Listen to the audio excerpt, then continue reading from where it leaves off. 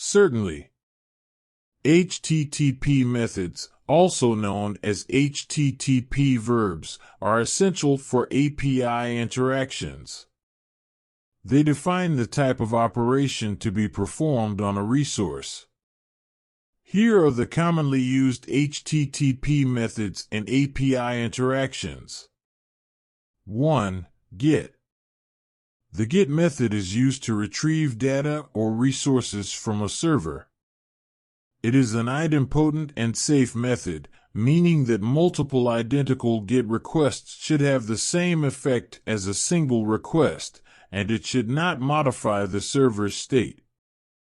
GET requests typically have parameters in the URL to specify the desired data or filtering options.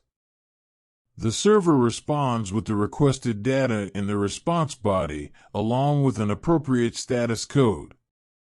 Example: get/users / retrieves a list of all users. Get/users/id / retrieves a specific user by their ID. 2. Post.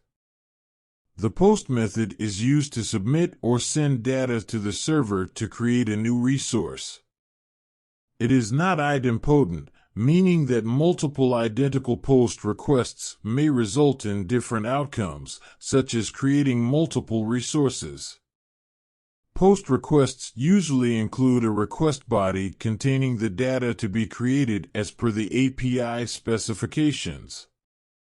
The server typically responds with a status code, indicating the success or failure of the operation, along with the newly created resource if applicable.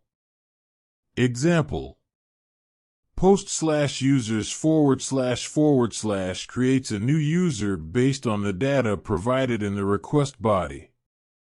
3. Put. The put method is used to update or replace an existing resource on the server. It is idempotent, as sending the same request multiple times should have the same effect as a single request. Put requests typically include a request body containing the updated data for the resource specified in the request URL. The server responds with a status code indicating the success or failure of the operation. Example: put/users/id / updates an existing user with the data provided in the request body. 4. Delete. The delete method is used to remove or delete a specified resource from the server. It is idempotent, as sending the same request multiple times should have the same effect as a single request.